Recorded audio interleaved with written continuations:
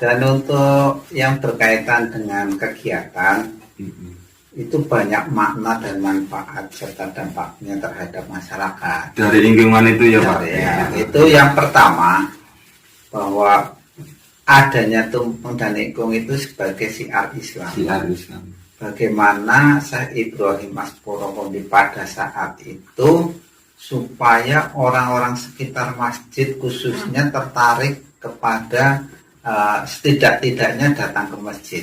Nah, karena di situ memang tempat masjid untuk sarana ibadah dan juga untuk memperdalam ilmu-ilmu keagamaan, maka cara itu sangat efektif membuat orang-orang pada datang ke sana. Jadi pada pas Muharram itu karena 10 baikan itu Asyura itu antara lain makan makalah yang bergizi. Akhirnya dibuatlah yang namanya tumpeng, lauknya adalah ingkung. Dan ingkungnya itu adalah dibuat dengan ternak dari ayam ya. Ayamnya itu jago yang belum katakanlah belum pernah kawin ya, masih remaja lah istilah. Itu yang terbaik ya Pak? Ya, karena itu filosofi orang itu ketika masa-masa remaja adalah masa bangkit dan semangat suatu kegiatan. Ya, suatu kegiatan apapun kalau yang namanya semangat itu mesti oleh orang-orang yang masih muda, perjuangan mereka. Nah, dibawa ke masjid pun itu juga biar untuk diceritakan, itu juga menggunakan filosofi.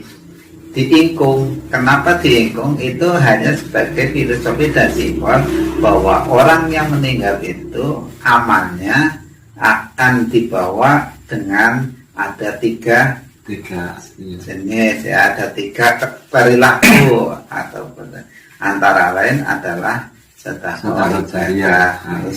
jariah dan amal ibadah. Amal ibadahnya antara lain sholat. Wujud sholat adalah ingkung seperti ini. Nah, ini wujud daripada sholat. Nah, itu antara lain. Nah, di dalam membuat masaknya pun itu juga mempunyai arti. Gimana itu Pak? Satu itu sebelum acara dari pagi itu ya, itu digulai, dalamnya itu dikeluarkan semua, jeroannya dengan maksud supaya orang yang pengen bersih maka otaknya harus benar-benar dikosongkan, kemudian diisi dengan hal-hal yang sangat berlaku untuk bersikap baik, itu keluarkan. Kemudian juga ada yang di situ sebagai simbol ciri filosofi supaya orang yang melihat juga melakukan yang sama. Itu tidak dicicipi, nggak boleh. Kenapa tidak boleh? Karena supaya orang yang punya ingkung itu tujuannya supaya didoakan di masjid, bukan di rumah. Didoakan di masjid, kemudian juga di sana diutamakan yang lebih tua. Jadi menghormati kepada yang lebih tua. Jadi yang memulai pun setelah didoakan bersama, makan pun yang makan yang utama orang tua dulu. Itu antara lain dari bentuk ingkungnya. Kemudian juga manfaatnya. Antara dulu dengan sekarang ada penambahan manfaat. Kalau dulu adalah untuk syiar Islam, bagaimana supaya orang tertarik, ada makanan, makan bareng jadi ke masjid.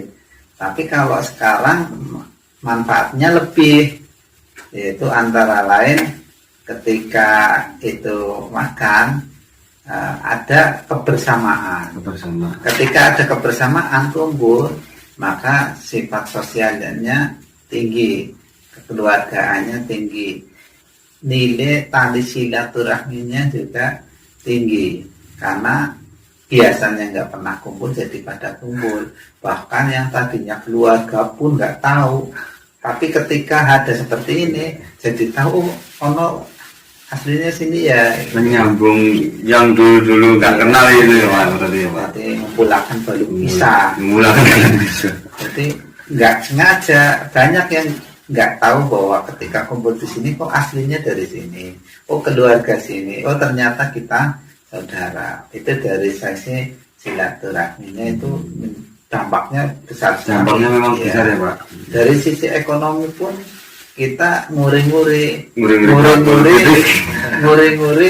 apa yang pernah disabdakan atau yang dikatakan orang sesepuh dulu, yang sedo saja bisa nguri-nguri wong urip, apalagi yang urip. Nah sekarang antara lain dari sisi ekonomi kita ngurip-nguripi pedagang ternak ayam, berapa ribu saja pedagang ternak yang bisa terhidupi dibeli dan akhirnya untung. Kemudian juga dari sisi yang lain juga dari masalah keuangan pun ada, karena ternyata peredaran uang itu di Kebumen khususnya di sini bisa sampai ratusan juta.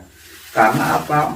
Orang-orang yang di luar sini itu pada membuat mereka tidak datang tapi ngirim transfer itu ya Pak. Ya, karena ngirim uang berarti peredaran uang itu kan yang tadinya di luar daerah jadi di sini ya, Pak. akhirnya ketemunya ke sayuran, ke ternak, ke ayam, akhirnya peredaran uang di sini banyak. Kemudian dari sisi perkembangan kemajuan pembangunan, otomatis di situ tempat ketemunya ulama dan umaro. Ketika datang ke sini, kondisi di sini seperti apa, orang seperti apa, jadi tahu. Oh ini jalannya jalannya besok diusulkan saja. Oh ini lampunya kebetang, ini besok diusulkan saja. Nah ini dampak-dampak dari orang yang itu bisa Nah yang lain lagi maksud saya, ketika pembangunan masjid itu pada saat itu tidak mempunyai uang, pada saat itu sama sekali dibangun nggak mempunyai uang. Tapi kami membuat rencana anggaran biaya, undang seorang pakar konsultan RAD untuk ini, itu jumlahnya 731 juta. Padahal di sini belum ada uang. Saya hanya berpikir masjid ini harus kelihatan besar. Kelihatan besar dari sisi mana? Saya promosikan. Saya lewat dinas pariwisata ngundang muri. Oh iya, yang ketika ngundang muri ngundang semua broadcast televisi. Itu undang. Nah ketika itu tampil semuanya, akhirnya banyak modal surat terkenal. Ketika orang terkenal, tahun berikutnya pada datang. Padahal saat itu lagi dipugar.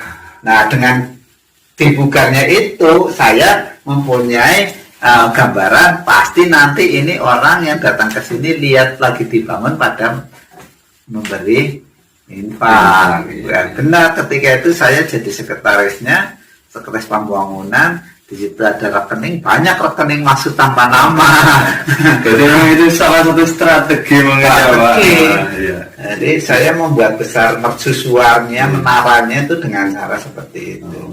Bahkan sampai sekarang pembangunan itu masih dilakukan dengan cara orang masyarakat di sini menabung walaupun 1.200 sampai 2004 sampai sekarang jenengan siang ke sini sore itu orang pada datang muter kotak infak, dan itu bisa anak-anak, bisa orang dewasa, bisa orang tua dengan berbagai jenis pekerjaan. Itu dianggapkan itu sudah merupakan tabungan selama 16 tahun itu ya Pak. Masih jalan sampai sekarang. Kalau daerah lain membangun kepengen seperti di sini kan pada nggak bisa jalan selama itu, paling 2-3 tahun selesai. Jadi memang di sini sudah 16 tahun warga menabung ya 1.000-2.000 lah ya Pak. Dikatakan seperti itu lah. Bukan dari nilai besarnya, tapi nilai pendidikannya itu ya, merupakan nilai pendidikan. Dari satu sisi adalah ketika muter otak infak, anak-anak sudah tahu bahwa ini merupakan jalan lurus menuju ke surga. Yang kedua, bahwa kecil apapun yang diberikan, kalau memang itu ikhlas, merupakan jalan kebenaran dan surga. Amal syariah.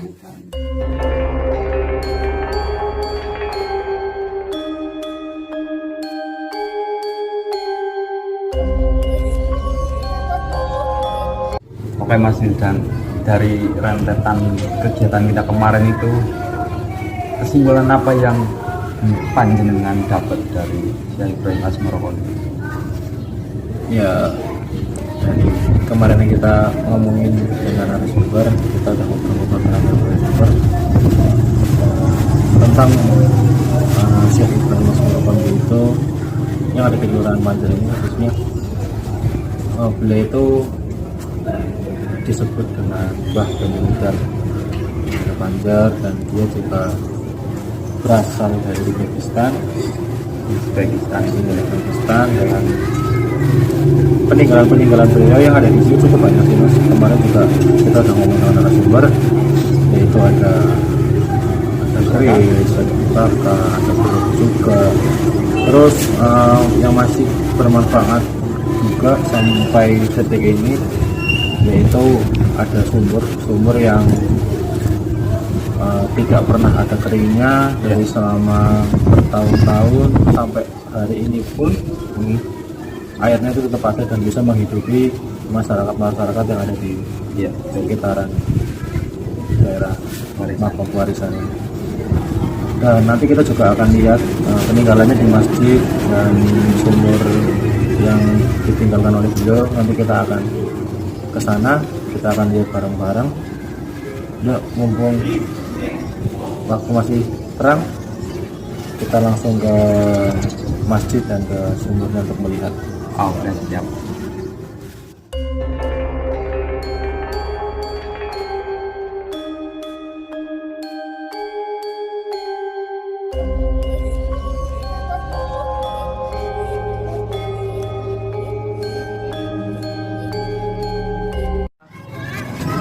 Ini di sini nih Mas, jadi ya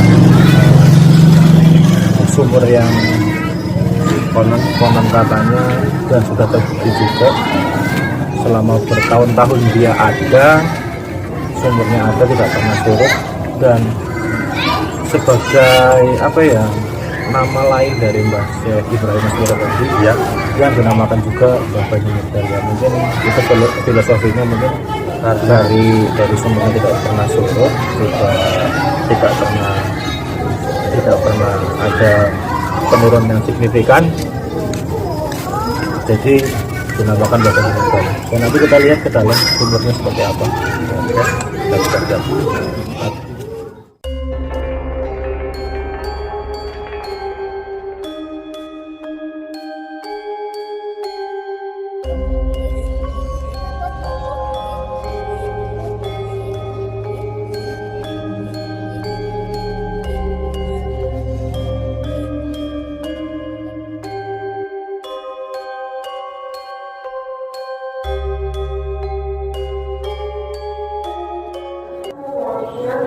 Ya, ini tempat selanjutnya. Dari tadi kita udah lihat di makomnya, terus ke sumurnya juga, dan juga kegiatan suran kemarin yang udah dilakukan kemarin itu. Dan sekarang kita lihat ke masjid nih, masjid yang dibangun oleh Mbah Ibrahim Asmoro. Kemarin juga kita sudah bersama dengan narasumber, dan kesimpulannya mungkin Mas Bayu bisa menyimpulkan apa sih keistimewaan dari masjid ini? Ya, yang pertama-tama yang hari kemarin kita itu ambil kesimpulan dari narasumber dan sumber lainnya. Jadi masjid ini dibangun sekitar abad ke-14 atau 1400 Masehi, sampai sekarang sekitar 600 tahun itu ya. Nah, bisa segitu, dan pembangunannya segini sampai sekarang. Dan istimewanya lagi masjid, dan setiap bulan Suro itu atau Muharram itu masjid ini tempat berkumpulnya ribuan ingkung yang dibuat untuk acara ingkungan Suro atau selamatan. Jadi memang banyak sekali dampak dari acara suran itu Mas Wildan. Antara lain ya, satu dari segi pembangunan masjid sudah terlihat jelas dengan kemewahan atau kemegahan masjid yang sekarang kita tempati ini. Terus yang kedua dari segi ekonominya yang kemarin narasumber sampaikan, bisa membutuhkan didoakan wong mati bisa ngurip-ngurip wong urip gitu Mas Hildan. Jadi dari segi perputaran uangnya, dari segi perdagangan di sini semua jadi laku Mas Hildan. Peternak ayam dan apa ya, di sini tuh didoakan dengan meminta yang kepada Allah Subhanahu Wa Taala, tidak dibawa ke makam ataupun di rumah. Jadi benar-benar di masjid didoakan sampai acaranya selesai. Iya, satu lagi Mas Wildan, dari kegiatan kemarin itu pas waktu ziarah kemarin kita itu apa sih yang Mas Wildan dapatkan? Informasi atau apa gitu? Ya mungkin ada pesan-pesan ya. Mungkin untuk anak-anak muda yang sekarang mungkin ya dengan zaman milenial yang sekarang kurang memperhatikan apa ya, kurang memperhatikan seperti adat istiadat apa Leluhur kita mungkin Mas Wildan. Leluhur kita yang ya jangan sampai kita ibarat kata kepaten obor lah ya, bahasanya kepaten obor itu jangan sampai kita lupakan leluhur kita yang sudah mendahului kita. Tetap dikirim doa. intinya kita sebagai anak muda jangan sampai meninggalkan adat istiadat yang sudah dari dulu leluhur-leluhur kita bangun, dan banyak nilai positif yang kita ambil dari kegiatan acara suran di daerah Pelarisan ini. Untuk selanjutnya teman-teman jangan lupa like, comment, dan subscribe channel kami di Kelas Balik, dan tunggu video-video lain dari kita. Wassalamualaikum warahmatullahi wabarakatuh.